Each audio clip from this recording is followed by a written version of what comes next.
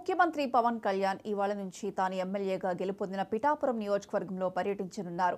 అదే రోజు సాయంత్రం పిఠాపురంలో వారాహి సభ నిర్వహిస్తారు.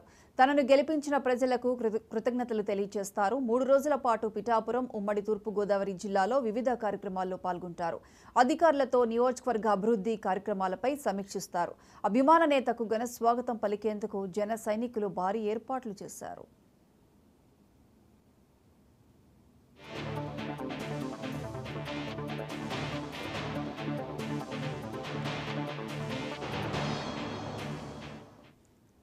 ఏపీ ఉప ముఖ్యమంత్రి పవన్ కళ్యాణ్ ఇవాళ నుంచి తాను ఎమ్మెల్యేగా గెలుపొందిన పిఠాపురం నియోజకవర్గంలో పర్యటిస్తారు.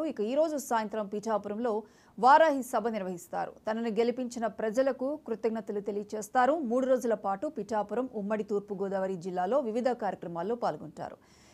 పవన్ కళ్యాణ్ పర్యటనకు సంబంధించి పూర్తి అప్డేట్స్ మా ప్రతినిధి కిషోర్ ఫోన్ లైన్లో అందిస్తారు. Kishore, thank you. ప్రస్తుతం జనసేన అధినేత పవన్ కళ్యాణ్ సార్వత్రిక ఎన్నికల్లో గెలిచిన తర్వాత మొట్టమొదటిసారిగా తన నియోజకవర్గానికి రానున్నారు.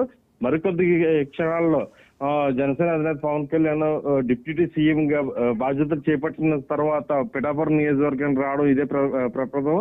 అందులోని జగ్గంపేటలో ఇప్పటికే ఘన స్వాగతం పలికినట్టుగా తెలుస్తుంది. అలాగే మరికొద్ది క్షణాల్లో పిఠాపురం నియోజకవర్గంలో చేబ్రోల్లో తన నివాసానికి మొట్టమొదటిసారిగా చేరుకున్న తర్వాత నేరుగా సభా ప్రాంగణానికి ఏదైతే ఫంక్షన్ కార్యక్రమాలకు సంబంధించినటువంటి సామాజిక ఫంక్షన్ పంపిణీ కార్యక్రమంలో పాల్గొంటారని తెలుస్తుంది. గొల్లపురంలో సత్యకృష్ణ ఫంక్షన్ హాల్లో ఈ కార్యక్రమం నిర్వహిస్తారని తెలుస్తుంది. అలాగే జనసేన అధినేత పవన్ కళ్యాణ్ డిప్యూటీ సీఎం గా ఆయన అన్న విధంగా ఏదైతే సంక్షేమ పథకాలు ఎక్కడి నుంచి అయితే మొదలు పెట్టాలో అంటే పిఠాపురం నియోజకవర్గం నుండే నేను సంక్షేమ పథకాలు అనేవి కానీ ఏదైనా సరే ప్రజలకు ఉపయోగపడే విధంగా పిఠాపురం నియోజకవర్గం నుండే సంక్షేమ పథకాల కార్యక్రమాన్ని ప్రారంభిస్తామని చెప్పి ఆయన అన్న మాట ప్రకారమే ఈ రోజు పిఠాపురం నియోజకవర్గంలో పెన్షన్ కార్యక్రమాన్ని స్టార్ట్ చేయడం, అలాగే 3 రోజుల పాటు బిజీ షెడ్యూల్ మధ్యన ఈ కార్యక్రమం అంటే డిప్యూటీ సీఎం గా బాధ్యతలు చేపట్టిన తర్వాత 3 రోజుల పర్యటనలో భాగంగా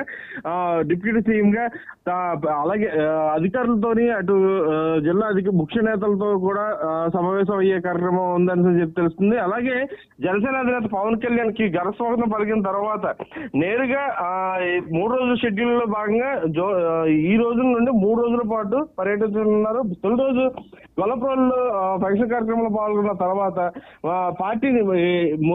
పార్టీకి చెందినటువంటి జనసేన పార్టీకి చెందినటువంటి ముఖ్య నేతలు, ఎంపీలు, ఎమ్మెల్యేలతో కీలక సమావేశం ఉంటుందని తెలుస్తుంది. అలాగే రేపు కలెక్టరేట్ లో పంచాయతీరాజ్, అటవీ శాఖ అధికారులతో సమీక్ష నిర్వహిస్తారని తెలుస్తుంది. అలాగే మూడో రోజు ఉప్పాడ సముద్ర తీరానికి సంబంధించి అంటే వారాహి యాత్రలో ఒక మాట అయితే ఇచ్చారు.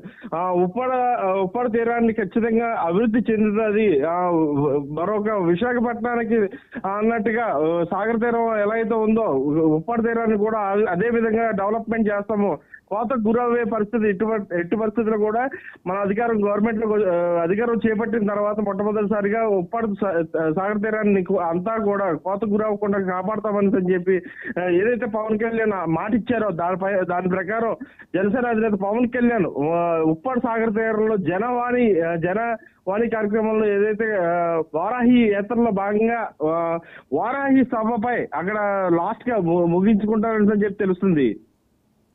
Right Kishore, thank you.